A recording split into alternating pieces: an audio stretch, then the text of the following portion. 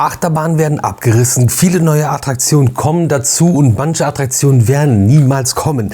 Das alles und vieles, vieles mehr jetzt in diesem Video. Herzlich willkommen beim Retro Video Magazin mit einem neuen News-Video meinerseits und es ist wie immer einiges los und wir haben so ein paar Themen wieder zusammengefasst mit Neuigkeiten und mit ein paar Updates. Und ihr kennt das ganze Spiel, möglich gemacht wird das unter anderem durch Aufwind Rides aus Deutschland. Die bauen Fahrgeschäfte komplett schlüsselfertig, von der Idee übers Konzept bis zur Umsetzung und Installation sowie Inbetriebnahme. Also nicht nur das Fahrgeschäft, sondern auch die Idee, die Gestaltung und alles drum und dran. Haben wir euch in einigen Videos auch schon gezeigt, verlinke ich euch auch gerne hier oben. Ravensburger Spiele dann zum Beispiel haben Scotland Yard letztes Jahr bekommen und wir sind mit Lutz Bayer, dem Geschäftsführer von Aufwind Rides, dann einmal durch die Attraktion gelaufen und haben alles gezeigt, erklärt und vorgestellt, was sie da so gemacht haben. Mehr Infos bekommt ihr auch über den Link in der Videobeschreibung direkt bei Aufwind Rides selbst. Starten möchte ich heute mit euch im Parc Saint-Paul in Frankreich. Ein Park, den wir auch schon ein paar Mal besucht haben und der echt cool ist und wirklich kuriose Attraktionen hat, aber auch wirklich gute Attraktionen. Und es gibt oder gab eine Achterbahn von Pax und diese wird gerade abgerissen.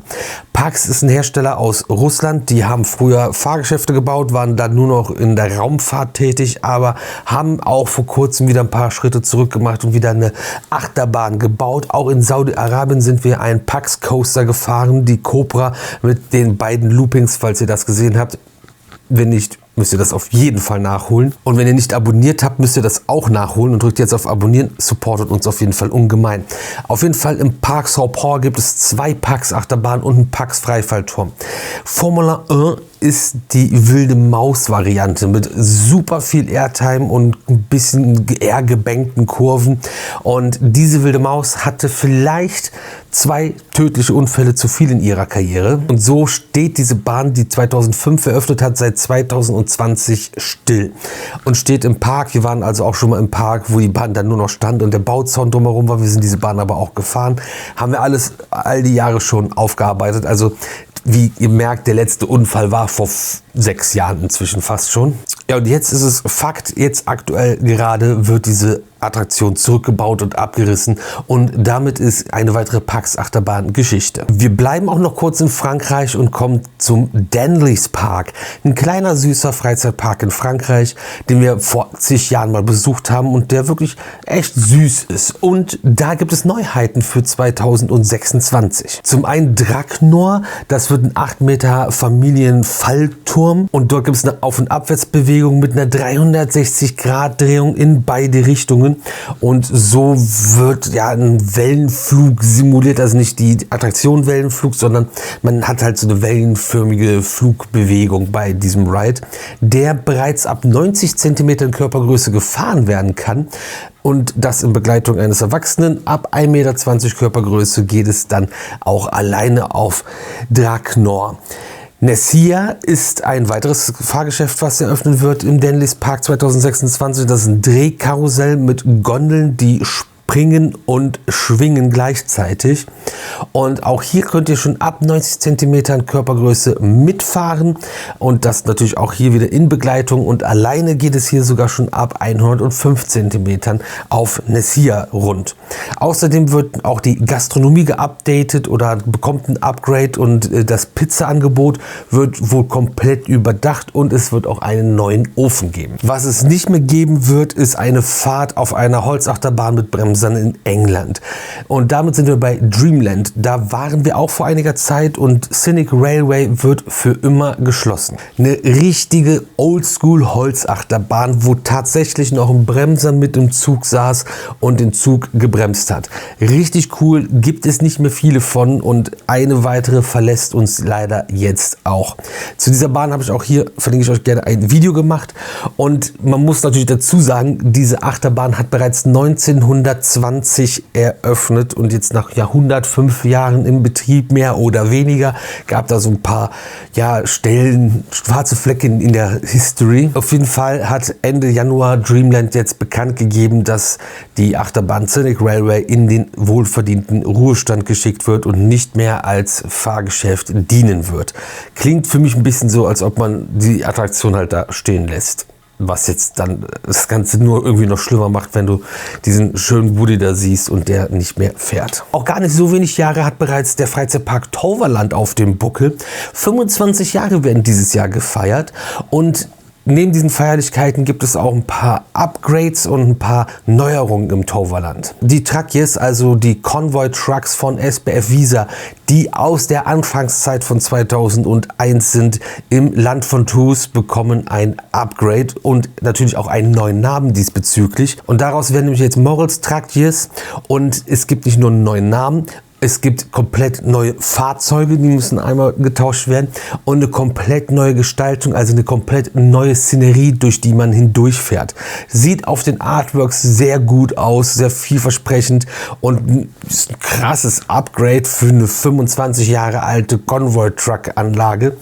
Aber andererseits sah das auch nicht mehr so passend aus den Anfangsjahren zu dem Toverland, was wir jetzt kennen. Wirklich starkes, cooles Update. Auch hier bleiben wir für 2 Themen in einem Land und bleiben in den Niederlanden, und Dünrel haben wir auch schon besprochen in mehreren Newsvideos in der Vergangenheit, und es gibt dort ja eine neue Attraktion, also eine neue Achterbahn von Cira Rides aus Deutschland. Aber man hat in Deggendorf noch eine zweite Bestellung aufgegeben und ab Mai 2026 kommt Dünrel Drifters nach Dünrel. Also eine Drifter-Attraktion, ein Drifter-Karussell von Cira, richtig cool. Die Teile machen voll Spaß, sehen cool aus und sind, ja, das ist einfach ein richtig cooler Ride, und da freue ich mich, dass auch einer quasi mehr oder weniger hier in die Nähe kommt, und das ist auf jeden Fall auch nochmal ein cooles Update für einen Park, der gefühlt die letzten Jahre geschlafen hat. Es lief wahrscheinlich einfach auch so sehr gut, aber man investiert jetzt in Dünrel nicht nur eine neue Achterbahn, nicht nur in den Drifter von Cira, sondern auch, glaube ich, in die ganze Bungalow-Übernachtungsgeschichte und die ganze Infrastruktur drumherum. Also das wird schon zu einer sehr spannenden und interessanten Kurzurlaubsdestination dort in den Niederlanden. Sehr cool, ab Mai 2026, also dann Dünrel Drifters auch neu im Freizeitpark Dünrel. Jetzt geht es wieder nach Deutschland und wir kommen zum Potspark. Und auch da haben wir in den vergangenen Newsvideos ein paar Sachen schon gehabt zu Updates jetzt, die aktuell im Park entstehen. Und im Potspark wird es auch eine Erweiterung der Gastronomie geben, einen neuen Snack, und zwar die süße Mine. Für euch kleinen Leckermäulchen gibt es dann also eine weitere Möglichkeit, was Feines sich beim Besuch im Potspark zu gönnen. Außerdem gibt es ein mehr oder weniger lang erwartetes Upgrade für Saus und Braus. Saus und Braus ist die wirklich grandiose Achterbahn-Neuheit aus dem letzten Jahr, und die Steinzeit-Waschstraße war ja schon vorbereitet für etwas, was dann noch nicht befestigt war und noch gefehlt hat. Und es gibt weitere Waschbürsten für die Steinzeit-Waschstraße, und zwar über dem zweiten Lounge, der noch so ein bisschen nackig dastand, und jetzt die Waschbürsten, die Waschstraße sieht dann jetzt noch mehr aus wie eine Waschstraße, und das ist ziemlich cool. Also diese Idee, dieses Thema, was es so noch nie bei einer Attraktion gab, bei so vielen Sachen, die es gibt, ein komplett neues Thema zu finden und das auch noch so gut umzusetzen, das ist wirklich der Wahnsinn. Also Saus und Braus im Potspark von Art Engineering Family Launch Coaster müsst ihr euch angucken. Auch hier verlinke ich euch gerne unser Video zu der Bahn, die wir vor Ort dann getestet und bewertet haben. Richtig, richtig tolle Attraktion geworden. Also bin ich immer noch massivst von begeistert. Und wir verlassen auch nochmal Europa, kommen in die USA, und zwar zu Dollywood. Und das ist, wie ihr es ahnt, der Freizeitpark von Dolly Parton, beziehungsweise einer von vielen.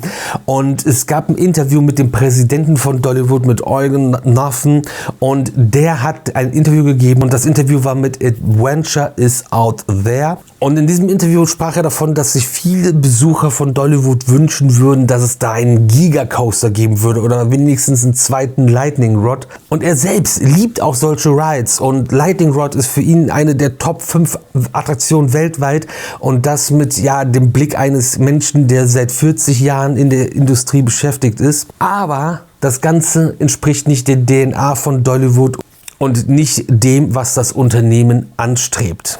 Es sollen Attraktionen geschaffen werden, wo die gesamte Familie gemeinsam Spaß erleben kann. Und das wird sich auch nicht ändern, solange er im Park ist. Wie ist eure Meinung dazu? Außerdem wurde nochmal erwähnt, dass Mystery Mine höchstwahrscheinlich zum Saisonstart im März auch wieder mit eröffnen wird. Mystery Mine ist von der Firma Gerstlauer Amusement Rides ein sogenannter Eurofighter und diese Attraktion ist von 2007 und hat halt eine komplett neue Steuerung bekommen, um dann im Jahr 2026 weiterhin up to date zu sein. Ja, das waren so ein bisschen die Themen, die wir auf jeden Fall nochmal hier aufarbeiten mussten.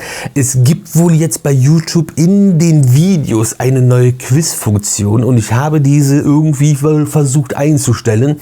Würde mich interessieren, ob das funktioniert hat und ob ihr da mitgemacht habt, weil wir haben ja in den Community-Beiträgen, habe ich ja schon vor Ewigkeiten immer wieder neue Quizfragen reingestellt. Das fand ich immer ganz witzig. Jetzt gibt es das wohl als neues Feature in den Videos. Feedback dazu gerne. Und wenn ihr schon dann aktiv geworden seid, ihr drückt jetzt noch abonnieren, damit ihr das nicht vergesst. Und morgen um 18 Uhr, wie jeden Tag um 18 Uhr, sehen wir uns zum neuen Video wieder hier auf dem Red Review YouTube-Kanal.